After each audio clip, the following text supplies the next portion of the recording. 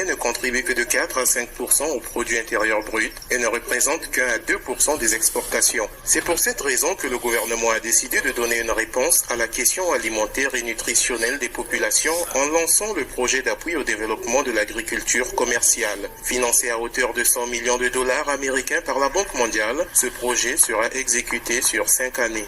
Il a été soulevé notamment que nous avons un problème de financement de l'agriculture, l'organisation des producteurs, les questions des statistiques et autres. Toutes ces questions ont amené le gouvernement à négocier un nouvel appui financier de la Banque mondiale pour que nous ayons demain une nouvelle politique agricole qui puisse mettre le producteur au centre de la production agricole pour que l'État puisse se démêler à jouer son rôle de régulateur. Ce projet a été approuvé en juillet 2017 et depuis cette date, on a noté une augmentation de 20% des produits bruts ou transformés vendus par les groupes de producteurs. Par ailleurs, 700 agriculteurs et 350 agricultrices ont adopté une meilleure technique agricole et 1500 km de routes ont été réfectionnés. Le Forum national sur l'agriculture, l'élevage et la pêche, qui se déroule du 17 au 19 avril 2018, vise à définir un nouveau cadre de développement de ces trois secteurs. Les cadres du ministère de l'Agriculture, de l'Élevage et de la Pêche, avec l'appui des différents partenaires techniques et financiers, ont élaboré un nouveau cadre stratégique, juridique, opérationnel et programmatique qui devra orienter les investisseurs et les partenaires dans leurs interventions. La République du Congo a été intégrée par la Banque mondiale au projet régional de transformation agricole en Afrique de l'Est et du Centre. Ainsi, le pays bénéficiera à ce titre d'un montant supplémentaire de 7 milliards de dollars américains pour relancer la recherche agricole et appuyer le développement de certaines chaînes de valeur à dimension régionale. Dans le pays, à venir se manifester au niveau du cabinet du ministre de l'Agriculture, de l'Élevage et de la Pêche. Nous allons étudier leurs demandes et éventuellement, selon les cas, nous allons implanter des apps. Dans les apps, nous avons également la possibilité d'accueillir des jeunes en tant qu'individualité. On peut leur affecter 2, 3, 4 hectares selon la configuration de leur projet pour qu'ils fassent ce travail qui nous intéresse, celui de la production.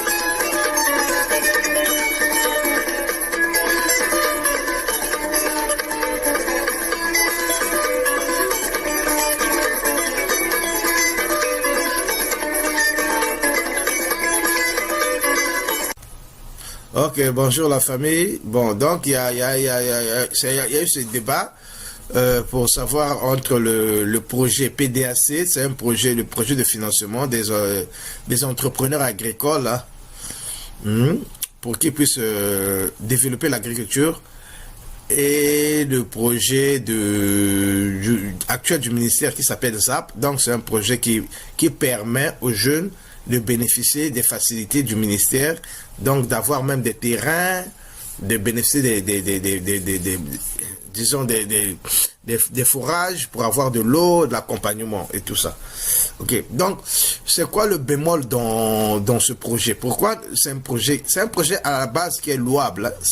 C'est des bonnes initiatives, mais seulement il y a des points d'obscur et puis il y a des choses qui comme moi personnellement je mets en doute, qui vont aboutir à quelque chose de bien, parce que à la base il y a des zones noires, des zones sombres qu'on ne comprend pas. Premièrement, ces gens-là, on dit qu'on va prendre des jeunes, qu'on va peut-être financer, on va les déplacer aussi. D'abord, c'est tout un défi de déplacer des jeunes. Les jeunes, c'est vrai qu'il y a beaucoup de jeunes qui ont arrêté la scolarité, tout ça, qui cherchent de l'emploi. Bon, les choses sont dans des zones, par exemple, éloignées, par exemple, à Mindouli, bon, pas des zones, c'est des zones agricoles. À Mindouli, je sais pas, à Ouando, c'est bien bon. Donc, un jeune, par exemple, qui est, par exemple, je sais pas, à Boko, ou bien un jeune de Pointe-Noire, qui peut aller s'installer, par exemple, à Mindouli. C'est tout un défi. Pourquoi j'ai dit c'est tout un défi? Parce que c'est pas des travailleurs temporaires. Ils viennent par exemple, nous quand on embauche, on prend des jeunes par exemple, on a des embauches temporaires, moi par exemple pour la récolte. Tu viens pendant la récolte et puis après ils repartent. Ils sont payés et puis rémunérés et puis basta.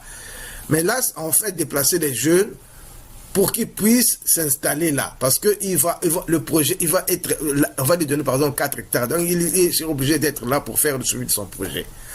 Mais ces jeunes-là, il y a la vie de quelqu'un, il y a beaucoup de choses qui peuvent se passer. Ces jeunes-là peuvent tomber malades. Ou bien ils peuvent avoir des problèmes, des problèmes par exemple de veiller dans sa famille ou bien quoi là.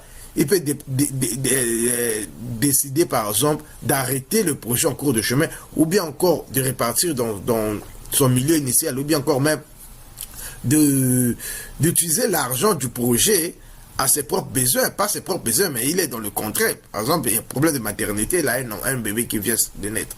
Ok? Mais non, ça peut faire que le projet puisse échouer. Ok? Mais non... L'autre problème, c'est que c'est l'argent du ministère. C'est là où moi, j'arrive pas à comprendre parce que on nous dit que ces gens-là, c'est des travailleurs autonomes. Ce sont des travailleurs autonomes, ce ne sont pas des employés du ministère. Ce ne sont pas des gens qu'on va payer, non. C'est des gens on va aider, on va leur donner, on va financer, on va leur donner des moyens. À la fin, quand ils vendent leur récolte, l'argent qu'ils vont en bénéficier, ça sera leur argent. Donc, ils sont libres d'utiliser cet argent à leur propre compte, comme ils le veulent. OK? Maintenant, le problème, c'est que au cas où ça échoue, par exemple, ça échoue pas. Pour des contraintes de la vie, la personne abandonne le projet ou quoi, mais il y a l'argent qui est déjà sorti. L'argent du ministère, c'est l'argent du contribuable congolais. Moi, je ne comprends pas comment on peut utiliser cet argent pour distribuer aux particuliers. C'est vrai qu'on veut développer l'agriculture. Parce que c'est beaucoup d'argent. Par exemple, si on donne 4 hectares, le labour, tout ça, l'accompagnement qu'on on nous dit là, les fourrages, tout ça, ça peut aller des millions. Donc, c'est donner des millions comme ça, sans garantie. Donc, sans retour. C'est pour ça que je parle des points d'or. Peut-être il y a des choses qu'on ne nous a pas expliquées. Parce que s'il n'y a pas de garantie, qu'est-ce qui montre que quelqu'un va avoir, c'est pas des entrepreneurs ces jeunes-là, quelqu'un va avoir, disons, il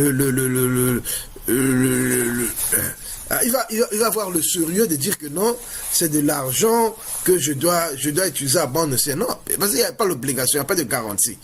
Ok? Donc, c'est un peu ça ce qui est bizarre. Donc, ce qui est vrai, c'est que c'est un projet qui est louable. Mais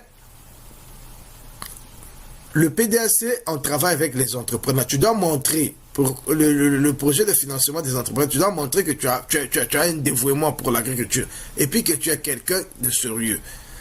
Parce que prendre des jeunes sur la base seulement, bon, il a les muscles, mais l'agriculture, c'est quelque chose à long terme. Les résultats, c'est parfois après une année. Le manioc, par exemple, c'est après une année. Le maïs, c'est après 6 mois. Donc, c'est pas quelque chose à court terme, quoi. Même l'élevage, c'est pareil. Et puis, il y a des risques. Il y a des risques de saison, il y a beaucoup de choses.